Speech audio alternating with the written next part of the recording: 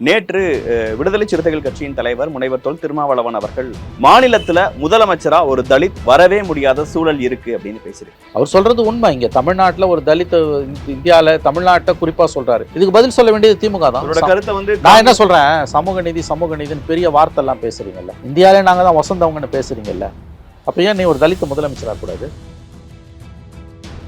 ஒரு குறியீட்டு அளவுலேயே அதை நீ செய்யலாம்ல, ஏன் உன்னால செய்ய முடியல? அவங்களுக்கான உரிமைகளை இந்த அரசு எப்படி தருது, ஆட்சியில் இருக்கவங்க எப்படி தராங்கன்னு பார்க்கணும்ல. இங்க இடஒதுக்கீட்டுல இருந்து எல்லா விஷயத்துலையும் மற்றவங்கள ஏன் கேட்கல, என்ன கேட்கலன்னா உன்னை தான் கேட்பேன். ஏன்னா நீ தான் சமூக நீதி மூச்சுக்கு 300 தடவை பேசுற. இல்ல அதே கூட்டத்துல அவர் பேசும்போது ஒரு விஷயத்தை குறிப்பிடுறாரு. திமுக மேல இருக்க கோவத்துல விசிகாவை திட்டுறவங்க, விசிகா மேல இருக்க கோவத்துல திமுக திட்டுறவங்க 2 வகையில தான் இருக்காங்க அப்படிங்கிற விஷயத்தெல்லாம் ஒரு குறிப்பிடுறாரு. விசிகா மேல எனக்கு ஒரு கோவம் இருக்கவன் திமுக மேல காட்டுறதுன்றது வந்து சாதிய படிம நிலையிலேருந்து வரக்கூடிய கோவம். அது ஆன்டி தலித் தான். விசிகா மேல இருக்க கோவத்தை திமுக மேல காட்டுவான். ஆனா திமுக மேல இருக்க கோவத்தை விசிகா மேல காட்டுறவன் தலித். அவன் வந்து தலித் விரோதி கிடையாது. அவன் திமுக பண்ணக்கூடிய பல அட்டூழியங்களை இன்னைக்கு அதிகாரத்துல இருந்துட்டு திமுக ஆடக்கூடிய ஆட்டத்தை கேள்வி கேட்க வேண்டிய அளவுக்கு திரும்ப கேட்காம இருக்காருன்ற வருத்தத்துல கேட்கறான். விசிகா மேல இருக்க கோவத்தை திமுக மேல காட்டுறான்றது அடிப்படையில 90% சாதிய புத்தியிலேருந்து வருது.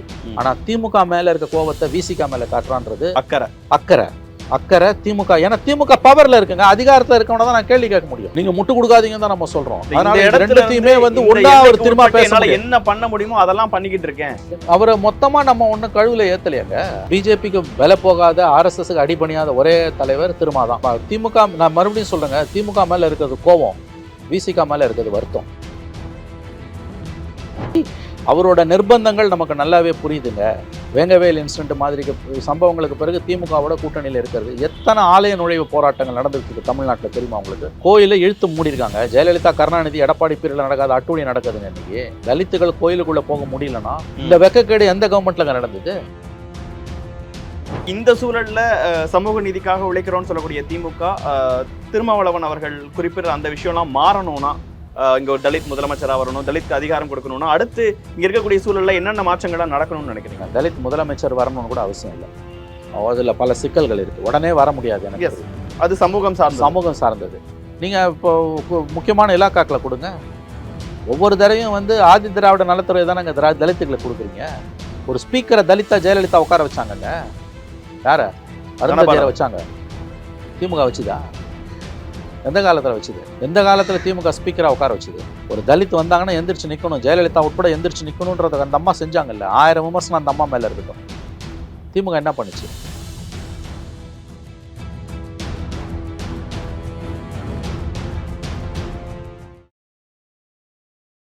வணக்கம், இது தி டிபேட். நான் தினேஷ். சிறப்பு நேர்காணலில் இன்று நம்மோடு இணைந்திருப்பவர் மூத்த பத்திரிகையாளர் மணி அவர். சார் வணக்கம். நேற்று விடுதலை சிறுத்தைகள் கட்சியின் தலைவர் முனைவர் தொல் திருமாவளவன் அவர்கள் உள் இடஒதுக்கீடு தொடர்பான ஒரு ஆர்ப்பாட்டத்தில் பேசும்போது கூறிய ஒரு கருத்து மிக பெரும் பேசுபொருளாக மாறியிருக்கு. மாநிலத்தில் முதலமைச்சரா ஒரு தலித் வரவே முடியாத சூழல் இருக்கு அப்படின்னு பேசியிருக்காரு. அது எல்லா ஸ்டேட்டுக்கும் சேர்த்து தான் அவர் சொல்றாரு. மாயாவதி வந்தாங்க, அதை தவிரங்க யாரும் வந்தாங்கன்னாரு. அவர் சொல்றது 100% உண்மைதான். ஸ்ட்ரக்சரே எப்படி இருக்குன்னா, ஒரு தலித்தை வந்து முதலமைச்சர் பதவிக்கு கொண்டு வர அளவுக்கு தமிழ்நாட்டிலையோ இந்தியாவிலேயோ, குறிப்பாக தமிழ்நாட்டில் சமூக நீதி பேசுகிற தமிழ்நாட்டில் கூட அது இல்லை. இங்கே பேசக்கூடிய சமூக நீதி என்பது இடைநிலை சாதிகளுக்கானது. தலித்துகளை ஒரு முதலமைச்சர் ஆக்கக்கூடிய அளவுக்கு இங்கே ஒன்றும் பெரிய அரசியல் மாற்றமோ அல்லது வந்து சமூக மாற்றமோ நிகழ்ந்ததாக நம்மால் அறிய முடியவில்லை. ஆகவே திருமாவளவன் சொல்வது 100% கரெக்ட்.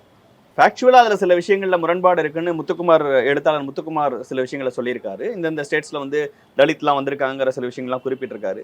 இப்போ அது பேசுறதுக்கான தமிழ்நாடு மாதிரியான ஒரு சமூக நீதி இருக்கக்கூடிய ஒரு மண்ணிலேயே அது ஏன் நடக்காதுன்னு நினைக்கிறீங்க சார்? இப்போ அதை பேசுறதுக்கான அவசியம் என்ன, அதோட முக்கியத்துவம் என்னன்னு நினைக்கிறீங்க? பாருங்க, 2 விஷயம் புரிஞ்சுக்கோங்க. தமிழ்நாட்டில் சமூக நீதி நீங்கள் என்ன பேசினாலும் இது இடைநிலை சாதிகளுக்கு சாதிக்கப்பட்ட அளவுக்கு தலித்துகளுக்கு சாதிக்கப்பட்டதான்னா இல்லை.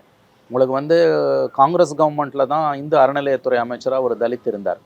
ஏடிஎம்கே டிஎம்கே 2 பேர் வந்த பிறகு கலைஞர் கவர்மெண்ட்லேருந்து, எம்ஜிஆர் கவர்மெண்ட்லேருந்து, ஜெயலலிதா கவர்மெண்ட்லேருந்து, எடப்பாடி கவர்மெண்ட், ஸ்டாலின் கவர்மெண்ட் வரைக்கும் தலித்துகளுக்கு அமைச்சரவையில் கொடுக்கப்பட்டக்கூடிய துறைகளை பார்த்தீங்கனால அது என்னன்றது உங்களுக்கு புரியும். கட்சிகளில் கொடுக்கக்கூடிய பொறுப்பை பார்த்தீங்கனாலே புரியும். திராவிட இயக்கம் வந்து சாதித்தது நிரம்ப தான், மறுக்கலை. ஆனால் தலித்துகளோட எமான்சிபேஷன்னு பார்த்தீங்கன்னா இடைநிலை சாதிகள், ஓபிசி, எம்பிசிக்கு குறிப்பாக ஓபிசி கொடுத்த மாதிரி தலித்துகளுக்கான முன்னேற்றத்தில் வந்து அவங்களுடைய அந்த பங்களிப்பு என்பது வந்து மேபி ஒரு ராசா வந்திருக்கலாம், ராசா. மாநில அளவில் நீங்கள் பார்த்தீங்கன்னா யாருமே வரல, வர வேண்டிய அளவுக்கு வரல. நேற்றைக்கு இது ஒன்று. ரெண்டாவது வந்து நேற்றைக்கு அவர் பேசியிருப்பது, அவர் வந்து ஒரு தலித் வந்து திமுக தமிழ்நாட்டில் முதலமைச்சராக வர முடியாதுன்றது ஒரு திமுக அண்ணா திமுக 2 பேரும் சேர்த்து தான் சொல்கிறார். ஏன்னா இவங்க தான் மாறி சொசைட்டி. ஆனால் இவங்க 2 பேர் தான் மாறி மாறி வந்துகிட்டு இருக்காங்க ஆட்சி. கடந்த 60 ஆண்டுகளா 57 ஆண்டுகளா இவங்க 2 பேர் தான் மாறி மாறி வந்துகிட்டு இருக்கும்போது இது இந்த 2 கட்சிகளை குறித்த பார்வை இது. ஏன்னா ஆட்சிக்கு வரக்கூடிய வாய்ப்பு உள்ள ஒரே கட்சி அண்ணா திமுக, ஆட்சியில் இருக்க கட்சி திமுக. ஆகவே 19 அவர் தமிழ்நாடுன்னு சொன்னாலுமே இந்த 2 கட்சிகளை தான் அது குறிப்பாக கவனிக்குது. ஏன்னா ஆட்சிக்கு பதவிக்கு வர வாய்ப்புள்ள ஒரு கட்சி அதிமுக, இருக்கிற கட்சி திமுக, ஆண்ட கட்சி அதிமுக, மறுபடியும் ஆள வாய்ப்புள்ள கட்சி அதிமுக, ஆண்டுகிட்டு இருக்க கட்சி திமுக. ஆகவே அவர் திரும்ப சொல்றது இந்த 2 பேரை தான் குறிக்கும். அவர் ஒரு விதத்தில் நான் எப்படி பார்க்கிறேன் என்றால் திமுக மீது தனக்கு இருக்கக்கூடிய ஒரு வருத்தத்தை இந்த கருத்தின் மூலம் அவர் வெளிப்படுத்தி இருக்கிறார். அதே மீட்டிங்ல அவர் பேசும்போது சொல்றாரு, இங்க வந்து 2 விதமான மக்கள் இருக்காங்க, இல்ல 2 விதமான கருத்துக்கள் இருக்கு. ஒன்னு, திமுக மேல இருக்கக்கூடிய கோவத்தை வச்சு விசிகாவை அட்டாக் பண்றவங்க, இல்ல விசிகா மேல இருக்கக்கூடிய கோவத்தை வச்சு திமுகவை அட்டாக் பண்றாங்க. இப்படி 2 பிரிவு தான் இருக்காங்க. திமுக கூட்டணில இருந்து விசிகாவை பிரிச்சிட முடியுமா? இவங்க வந்துட்டாங்கன்னா பல பிரச்சனைகளை திமுக சந்திக்குமே அப்படிங்கிற ஆங்கிள் தான் நிறைய பேர் பேசுறாங்க. 2 விதமான மக்கள் தான் இருக்காங்கிறதையும் குறிப்பிடுறாங்க. இல்ல, அது டு லார்ஜ் எக்ஸ்டென்ட் உண்மை. அதாவது வந்து திருமாவோட அந்த கருத்தை வந்து நான் வந்து முழுவதும் ஒதுக்கி தள்ள தயாரா இல்லை. திருமா மேல இருக்க கோவத்தை திமுக மேல காட்டுறாங்க, திமுக மேல இருக்க கோவத்தை திருமா மேல காட்டுறாங்கன்னு அவர் சொல்றது டு லார்ஜ் எக்ஸ்டென்ட் உண்மை. ஆனா அந்த கோபத்தின் பின்னால் இருக்கக்கூடிய நியாயத்தையும் திருமா புரிஞ்சுக்கணும். விசிகா மேல இருக்க கோவத்தை திமுக மேல காட்டுறதுன்றது வேற, திமுக மேல இருக்க கோவத்தை விசிகா மேல காட்டுறதுன்றது வேற. இது 2த்துக்கும் அடிப்படையில் ஒரு வித்தியாசம் இருக்கு, புரிஞ்சுக்கோங்க. விசிகா மேல எனக்கு ஒரு கோவம் இருக்கவன் திமுக மேல காட்டுறதுன்றது வந்து சாதிய படிமை நிலையிலேருந்து வரக்கூடிய கோவம். அது ஆன்டி தலித் தான். விசிகா மேல இருக்க கோவத்தை திமுக மேல காட்டுவான். ஆனா திமுக மேல இருக்க கோவத்தை விசிகா மேல காட்டுறவன் தலித். அவன் வந்து தலித் விரோதி கிடையாது. அவன் திமுக பண்ணக்கூடிய பல அட்டூழியங்களை இன்னைக்கு அதிகாரத்தில் இருந்துட்டு திமுக ஆடக்கூடிய ஆட்டத்தை கேள்வி கேட்க வேண்டிய அளவுக்கு திரும்ப கேட்காம இருக்காருன்ற வருத்தத்தில் கேட்குறான். இது 2யும் போட்டு அவர் சொல்றது உண்மை. ஆனால் இது 2த்துக்கும் அடிப்படையில் ஒரு வித்தியாசம் இருக்குது. விசிகா மேலே இருக்க கோவத்தை திமுக மேலே காட்டுறான்றது அடிப்படையில் 90% சாதிய புத்தியிலேருந்து வருது.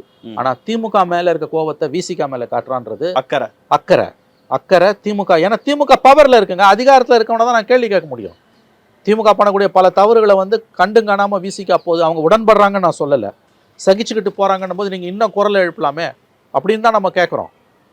நீங்க முட்டு கொடுக்காதீங்கன்னு தான் நம்ம சொல்றோம். அதனால இந்த 2த்தையுமே வந்து ஒண்ணா ஒரு திரும்ப பேசலாம். என்ன பண்ண முடியுமோ அதெல்லாம் பண்ணிக்கிட்டு இருக்கேன் அப்படிங்கிறாங்க. அவரை மொத்தமா நம்ம ஒன்றும் கழுவுல ஏத்தலையாங்க. அவர் மேல நமக்கு இன்னமும் மரியாதை உண்டு. நான் அடிக்கடி சொல்றதாங்க, காஷ்மீர்ல இருந்து கன்னியாகுமரி வரைக்கும் கடந்த 10 ஆண்டு கால மோடி ஆட்சியில பிஜேபிக்கு விலை போகாத ஒரே தலித் தலைவர் திருமா தான். தலித் பார்ட்டி அவர் விலை போல. மாயாவதி 2 கட்டானா மாறினாங்க, மறைமுகமாக பிஜேபிக்கு ஆதரவு தெரிவித்தாங்க.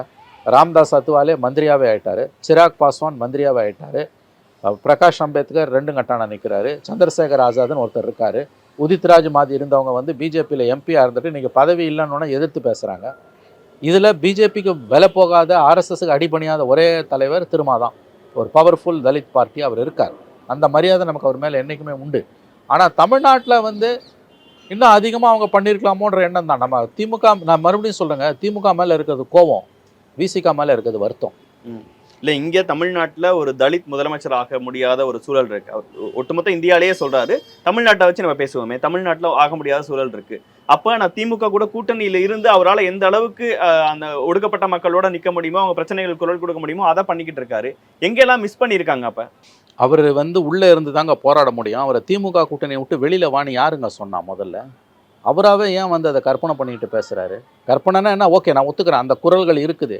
ஆனால் அவரை இப்போ என்ன மாதிரி இருக்கவங்க அவரை விமர்சனம் பண்ணுறதோட நோக்கம் என்ன? அவர் திமுக கூட்டணிலேருந்து பிரித்து எடுத்துகிட்டு வந்து இது மறுபடியும் பிஜேபியோட சேர்த்து விடணும் நான் விரும்புகிறோம்? கண்டிப்பாக கிடையாது.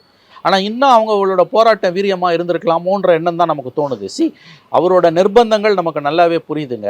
வேங்கவேல் இன்சிடென்ட் மாதிரி சம்பவங்களுக்கு பிறகு திமுகவோட கூட்டணியில் இருக்கிறது எத்தனை ஆலய நுழைவு போராட்டங்கள் நடந்துகிட்டு இருக்கு தமிழ்நாட்டில் தெரியுமா உங்களுக்கு? கோயிலை இழுத்து மூடியிருக்காங்க. ஜெயலலிதா, கருணாநிதி, எடப்பாடி பீரியடில் நடக்காத அட்டூழியம் நடக்குதுங்க. இன்றைக்கி தலித்துகள் கோயிலுக்குள்ளே போக முடியலன்னா மாவட்ட நிர்வாகம், கலெக்டரும் எஸ்பியும் தலித்துகளை போலீஸை வச்சு ஆலய நுழைவு போராட்டம் நடத்துவாங்க. எல்லா கம்யூனிட்டியும் உள்ளே போகலாம். போலீஸை வச்சு கோயில் நிரந்தரமாக திறந்துருக்கும். இன்றைக்கி வந்து தலித்துகள் உள்ளே போக முடியலன்னா யாருக்கும் கோயில் இல்லைன்னு இழுத்து முடுறாங்க. இந்த அவலம், இந்த கேடுகட்ட காரியம் எங்கேயா நடக்குமா? இங்கே நடக்குதுங்க. நீங்கள் வந்து வைக்கம் போராட்டத்தை பற்றி எதுக்கு பேசுகிறீங்க? ஆலய நுழைய போராட்ட தெருவிலே யாரும் போக முடியாதுன்னும் போது வந்து தலித்துகள் போக முடியாதுன்னா அது இழுத்து மூடினானா அது சமூக நீதினு சொல்லுவீங்களா? தலித்துகளுக்கு கோயிலுக்குள்ள இடம் இல்லைன்னா கோயிலை இழுத்து மூடுறது தான் சமூக நீதின்ற புதிய ஒரு அணுகுமுறை தமிழ்நாட்டில் வந்திருக்குங்க. கண்டதேவி தேரோட்டத்தில் வந்து மதுரை பெஞ்சு சொல்லுது தாழ்த்தப்பட்ட மக்களுக்கு வந்து தேரோட்டத்தில் வந்து அனுமதி கொடுக்கணும்னு. அனுமதி இல்லைன்னொன்னே போலீஸுக்கு ஆர்டர் பண்ணி நீங்கள் கொடுங்கன்றாங்க. போலீஸு கையாறு நிலை நிற்குது. அப்போ மதுரை பெஞ்ச் என்ன சொல்லுது? நீங்கள் உத்தரவு போடலான்னா மத்திய உள்துறை அமைச்சகத்துக்கு உத்தரவு போட்டு மத்திய பாதுகாப்பு படைகளை வச்சு நடத்துவோன்றாங்க. இந்த வெக்கக்கேடு எந்த கவர்மெண்ட்ல நடந்தது?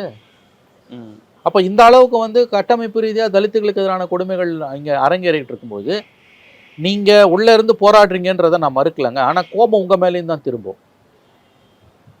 திமுகவோட விசிகா இருக்கிறதால விசிகா மேலே வர கோபம், மறுபடியும் சொல்கிறேன், அது சமூக நீதி பார்ப்பட்டது. ஆனால் திமுக ஆதரவாளர்களுக்கு விசிகாவோட ஏன்டா திமுக இருக்குன்னு வர கோபம் சாதி புத்தி. இது ரெண்டையும் இந்த நடுப்புற திமுக வந்து கூட்டணி ஆட்சி அப்படிங்கிற விஷயத்துக்கெல்லாம் கொண்டு வரணும் அப்படிங்கிறதோட நிலைப்பாட்டில் இதெல்லாம் பேசுறாரா?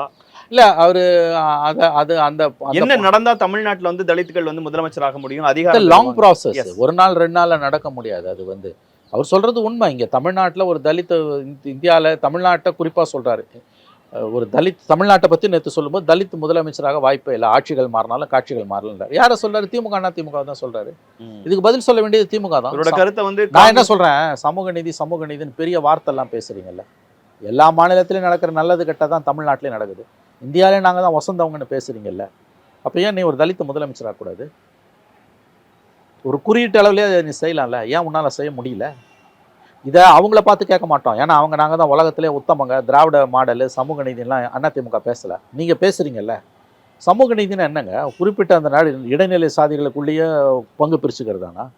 கடையனுக்கும் கடையன் போகணும் இல்லைங்க. இன்றைக்கும் வந்து தலித்துகளுக்கு எதிராக நடத்தப்படுகிற கொடுமைகள், இம்சைகள் அதிகமாக தானே இருந்துகிட்டு இருக்குது. இல்லை, அவங்களுக்கான உரிமைகளை இந்த அரசு எப்படி தருது, ஆட்சியில் இருக்கவங்க எப்படி தராங்கன்னு பார்க்கணும்ல. இங்கே இடஒதுக்கீட்டுல இருந்து எல்லா விஷயத்துலையும் மற்றவங்கள ஏன் கேட்கல, என்ன கேட்கலன்னா உன்னை தான் கேட்பேன். ஏன்னா நீ தான் சமூக நீதி மூச்சுக்கு 300 தடவை பேசுகிற. அதான் சார், இந்த அருந்ததியர் உள்ளிட ஒதுக்கீடு இப்போ இந்த நடந்த விஷயம் வரைக்குமே வருமே, அந்த விவகாரம் வரைக்கும் அவங்களுக்கு அருந்ததியர் உள் ஒதுக்கீடு, தலித் பட்டியலின மக்களுக்குள்ள உள் ஒதுக்கீடு என்பது ஒரு பெரிய சப்ஜெக்ட். நீங்க அருந்ததியரோட சுருக்கி பார்க்காதீங்க. ஓவராலா தான் ஒருத்தன் ஸ்டாண்ட் எடுக்க முடியும். இந்தியாவோட பிரதான தலித் முகங்களாக இருக்கக்கூடிய எல்லாருமே இந்த உச்சநீதிமன்ற தீர்ப்பை, தலித்துகளுக்கு பட்டியலின மக்களுக்கு உள் ஒதுக்கீடு கொடுக்கக்கூடிய தீர்ப்பை எதிர்க்கிறாங்க. மாயாவதி எதிர்க்கிறாங்க, ராம்தாஸ் அத்வாலே எதிர்க்கிறார், சிராக் பாஸ்வான் எதிர்க்கிறார், பிரகாஷ் அம்பேத்கர் எதிர்க்கிறார், சந்திரசேகர் ஆசாத் எதிர்க்கிறார், எல்லாருமே எதிர்க்கிறாங்க. இப்போ திரும்பவும் எதிர்க்கிறார். அதை ஒதுக்கி தள்ளிட்டு போக முடியாதுங்க. நீங்கள் உச்சநீதிமன்றம் சொல்லியிருக்கின்ற ஒரே காரணத்தில் அதை ஏற்றுக்க முடியாது. அது ரொம்ப லாங் ப்ராசஸ். அது அதில் மாநிலங்களுக்கான அதிகாரத்தை கொடுக்கறது அம்பேத்கர் ஏன் வந்து கொடுக்காம வச்சார்? 341 352 அரசியலமைப்பு சாசன பிரிவுகள் வந்து அது எதிர்க்குது. அப்போ எந்த அடிப்படையில் உச்சநீதிமன்றம் அதை கொடுக்குது? It's a long debate. அது நீங்கள் வெறும் அருந்ததியரோடு அதை சுருக்கி பார்க்காதீங்க. சரி, நாளைக்கு 10 வருஷத்தில் அருந்ததியர்கள் மேலே வந்துடுறாங்க, மற்ற பள்ளர்களோ மற்ற சமூகத்தை சார்ந்த பறையர் சமூகத்தை சார்ந்தவர்களோ அவர்கள் வந்து கீழே இருக்காங்கன்னா அப்போ அந்த இடஒதுக்கீடு நீங்கள் ரீடிராஃப்ட் பண்ணுவீங்களா? ரொம்ப பெரிய விஷயம் அது. உள் ஒதுக்கீடு என்பது தலித் மக்களை பிளவுபடுத்தக்கூடியது என்கின்ற வாதம், ஒதுக்கி தள்ள முடியாத வாதம். அந்த ஒரு தரப்பு, அந்த கருத்துக்காக அவரை கழுவுல ஏற்றுறதும், அவரை வந்து சிலுவையில் ஏறும் ரொம்ப கேடுகட்ட அரசியல் தமிழ்நாட்டில் நடக்குது. அவரோட கருத்து என்பது இந்தியா பூரா இருக்கக்கூடிய எல்லா தலித் அமைப்புகளும் வைக்கக்கூடிய கருத்து தாங்க. அப்ப திருமாவை மட்டும் எதுக்கு நீங்க கழுவுல ஏத்துறீங்க?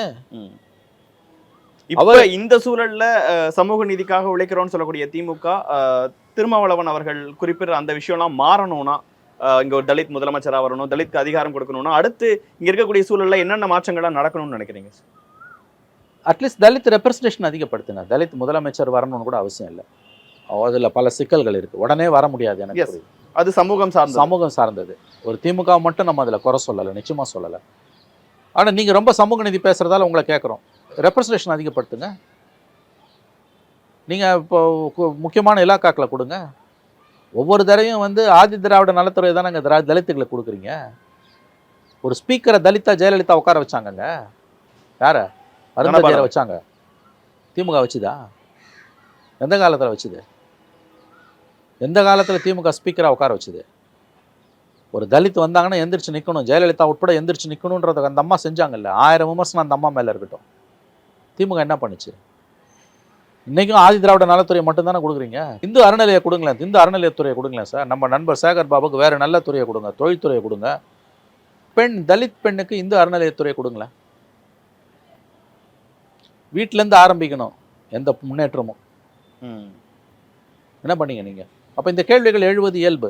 சரி, முதலமைச்சராக வர முடியாது, அதுக்கு பல பிரச்சனைகள் இருக்குது, பல சிக்கல்கள் இருக்குது, கட்சிக்குள்ளேயே கட்சி கட்டமைப்புக்குள்ளேயே சிக்கல்கள் இருக்குது.